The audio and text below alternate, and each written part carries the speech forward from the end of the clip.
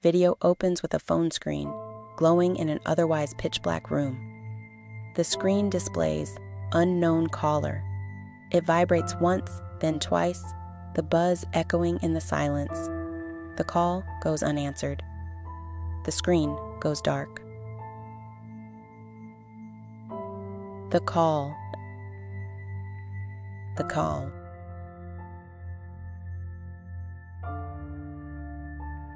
The silence that follows a missed call is a unique kind of heavy.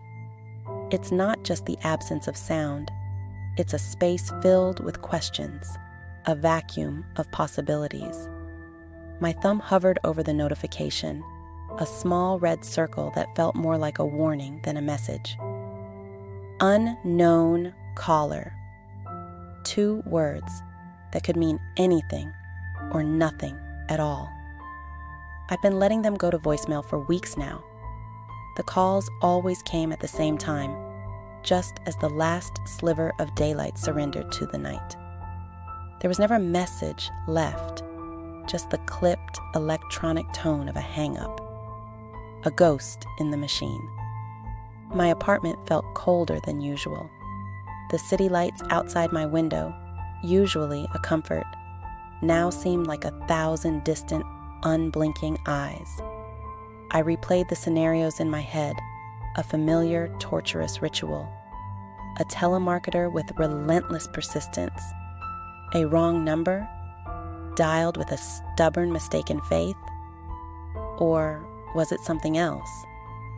A tether to a past I'd tried so desperately to sever. I told myself it was nothing, a glitch, a spammer. It's what anyone would think. It's what I wanted to think. The calls weren't empty. They were filled with the unspoken. They were a reminder, a countdown. I traced the condensation on a glass of water, the cold seeping into my fingertips. The phone lay on the table, a dark mirror reflecting my own tense face, waiting for the next ring, waiting for the silence to be broken again. The fear. Fear has a texture. It's the grain of the old wooden floor beneath my bare feet, the rough wool of the blanket I've pulled around my shoulders. The calls had begun to unravel me, thread by thread. During the day, I was jumpy, a shell of myself.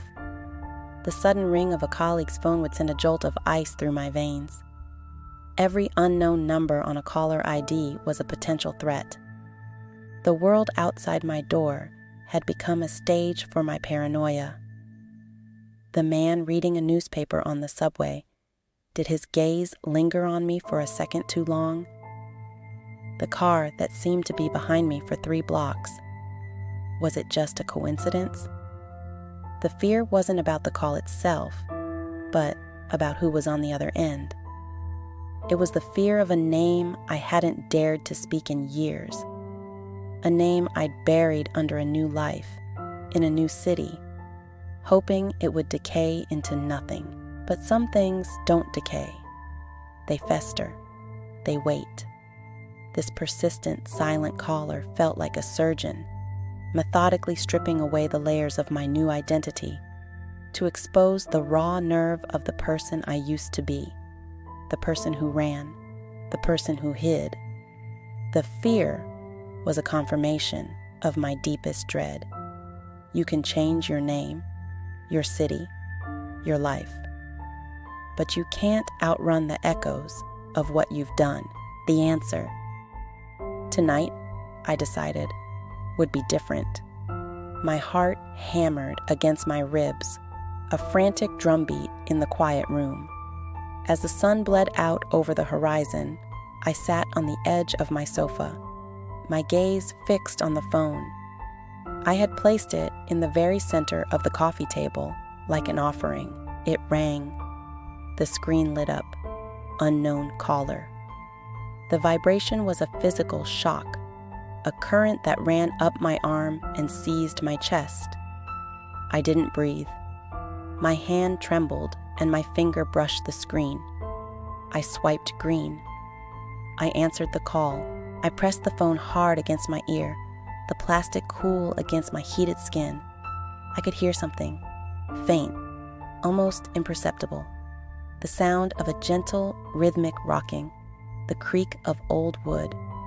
And then a whisper, a voice, raspy and dry, like autumn leaves skittering across pavement.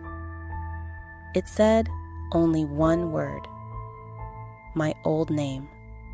The name I had buried. The name that had just been resurrected from its grave.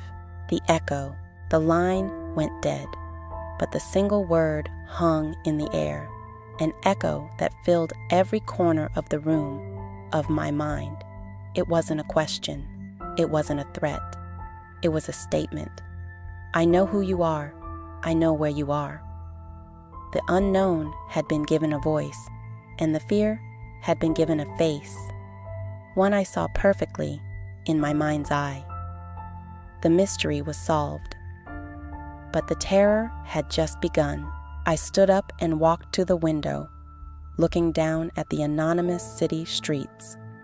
I was no longer one of the crowd. I was a target. The phone calls had been the first part of the story. Now, the next chapter was coming, and this time, I wouldn't be able to just let it go to voicemail. The echo of my old name was a promise that a past I thought was dead and buried was on its way to find me.